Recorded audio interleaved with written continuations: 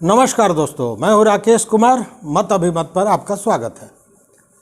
आज बिहार की राजनीति में एक ऐसा उलटफेर हुआ है, सियासी उलटफेर, जिससे लगता है कि आने वाले समय में बिहार की राजनीति किस दिशा में जाएगी यह अभी तय नहीं किया जा सकता है। जी हाँ, आज हम मतलब हिंदुस्तान आवाम पार्टी के नेता हैं जीतन राम मांझी, उनके पुत्र जो नीतीश कैबिनेट में एसटी कल्याण मंत्री थे डॉक्टर संतोष सुमन, उन्होंने अपना इस्तीफा दे दिया है। मतलब वो नीतीश कैबिनेट से अलग हो गए हैं। इसका क्या मतलब है? पहले ये बयान देखिए जो एक टीवी चैनल को उन्होंने मात्र 5 दिन पहले दिया था। मामला है कि महागठबंधन के साथ में है, महागठबंधन के साथ में रहेंगे। जब हमने बात की है कि भाई हम महागठबंधन के साथ में हैं, तो निश्चित तौर पर अगर बड़ी पार्टी को हराने की बात है, सबको मिल कर लड़ाई लड़ने की बात है, तो किसी छोड़ के नहीं चला जा सकता है। लेकिन वो सम्मान के साथ होगा, उस पर कोई विवाद नहीं है। सीटों की संख्या कोई भी और हर पार्टी एक दूसरे के सहयोग में खड़ा है, तो सभी सातों दल एक दूसरे का सम्मान करते हैं। हम भी दूसरे दलों का सम्मान करते हैं, हम भी जानते हैं कि उनकी कितनी क्षमता है।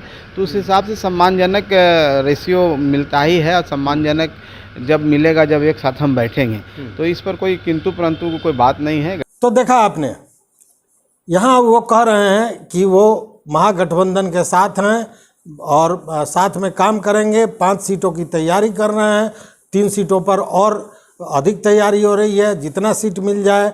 यहाँ तक कह रहे हैं कि जब हम महागठबंधन में हैं तो दूसरों को भी देखना होगा। मतलब कितनी शालीनता की बात है। और मात्र 5 दिनों में ऐसा क्या हो गया कि आज उन्हें इस्तीफा देना पड़ा।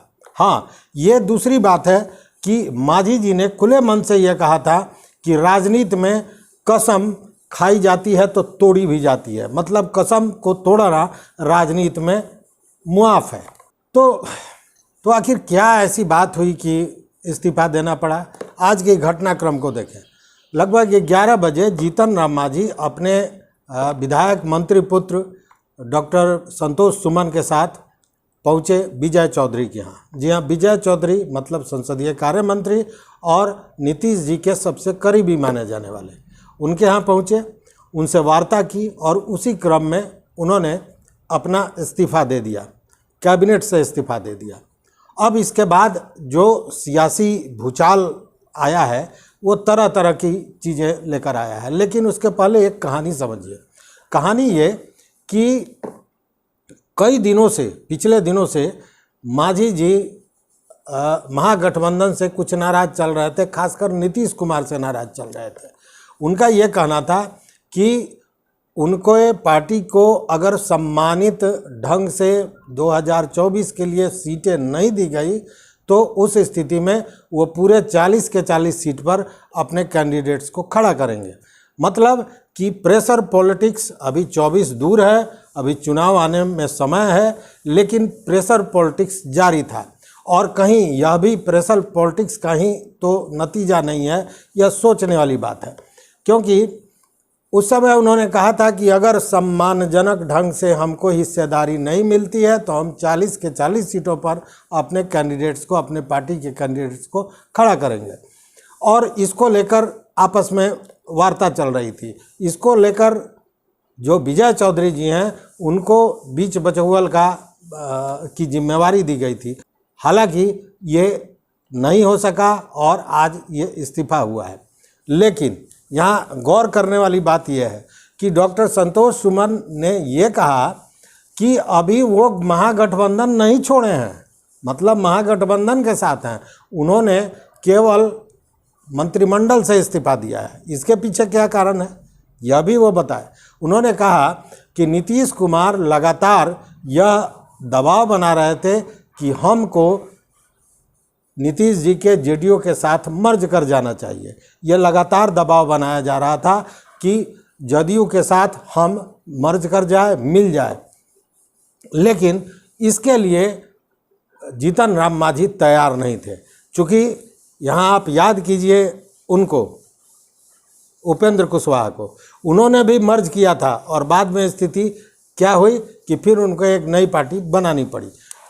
ये राजनीति में तो चलता रहता है। खैर, संतोष सुमन का ये कहना है कि लगातार उन पर दबाव बन रहा था और इस दबाव इतना ज़्यादा हो गया था कि अंत में उनके पास इसके अलावा कोई रास्ता नहीं था कि वो इस्तीफा दे दें। लेकिन इसको लेकर मांझी जी क्या कहते हैं, यह भी गौर करने वाली बात है। उन्होंने तो सीटों की बात की थी, लेकिन एक और यहाँ अहम मामला फंस रहा है और वो ये कि 23 जून को विपक्षी दलों की बैठक, पूरे भारत में विपक्षी दलों की बैठक जो भाजपा के विरुद्ध हैं, उनकी बैठक होने जा रही है पटना में। और इस बैठक के लिए तमाम पार्टियों को निमंत्रण पत्र भेजा गया है, लेकिन हम पार्टी को निमंत्रण नहीं भेजा गया और यह भी कहीं ना कहीं मांझी जी ने अपने आत्मसम्मान पर ले लिया। उनको लगा कि मेरी पार्टी छोटी है, या फिर उनको एक तरह से यूं कहें कि अलग रखना चाहते हैं नीतीश कुमार, इसलिए उनको निमंत्रण नहीं दिया गया।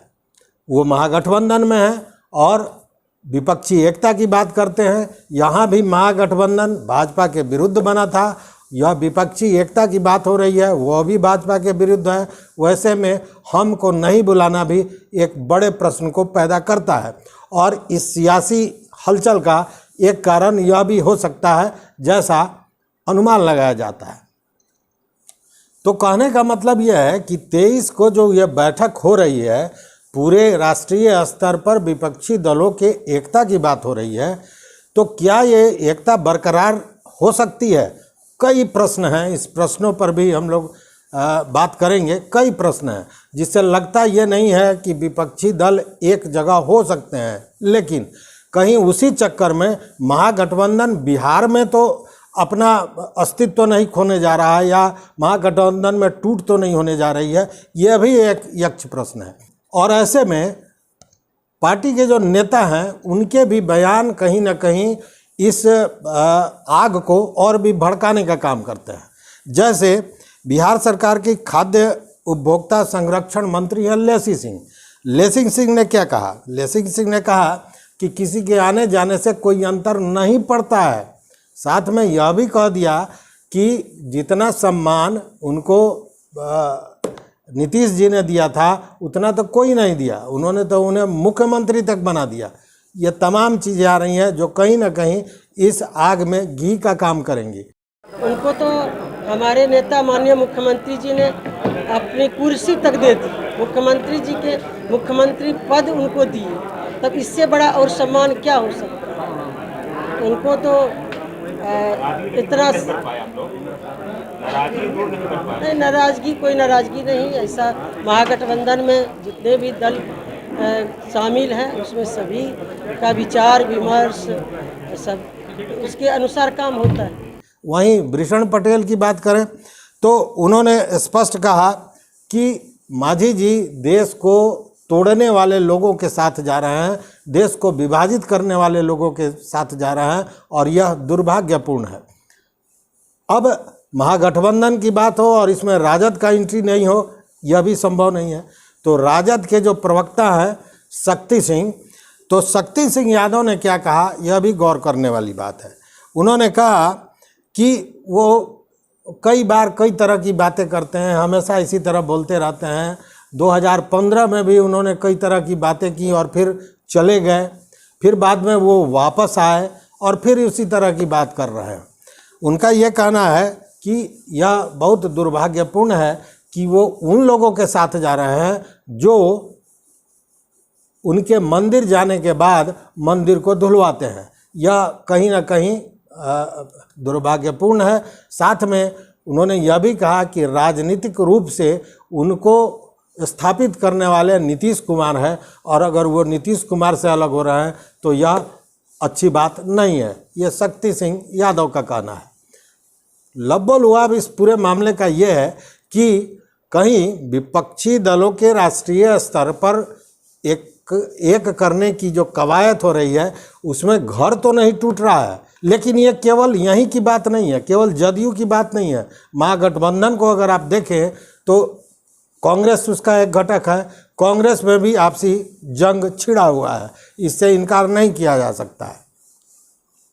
वहीं जदयू के बड़े नेता रहे त्यागी जी के बारे में भी तमाम तरह की बातें आ रही हैं। ये हो रहा है कि ऐसा नहीं हो कि वह भी एनडीए के साथ चले जाएं, यह भी कयास लगाया जा रहा है। मांझी जी के बारे में तो पहले से ये चर्चाएं चल रही थी कि वो एनडीए के साथ जा सकते हैं। उधर आप देखें तो लोजपा रामविलास के जो चिराग पासवान हैं वो एनडीए के साथ हैं। पप्पू यादव की चर्चा है कि वो महागठबंधन में आ सकते हैं। उधर लोजपा का दूसरा घटक जो है पशुपति पारसवाली, वह भी एनडीए के साथ है। तो कहने का मतलब यह है कि चुनाव का समय है और चुनाव के समय में जैसा मांझी जी ने कहा कि राजनीति में कसम खाए जाते हैं, तोड़े जाते हैं, तो अपने अपने स्वार्थ को लेकर कौन पार्टी कौन नेता क्या करेगा यह अभी कहना जल्दबाजी होगी। लेकिन यह तो स्थिति साफ दिख रही है कि महागठबंधन में भी कहीं ना कहीं आपसी तालमेल की कमी है और जिसका लाभ एनडीए मतलब भाजपा उठाने के फिराक में लगा हुआ है।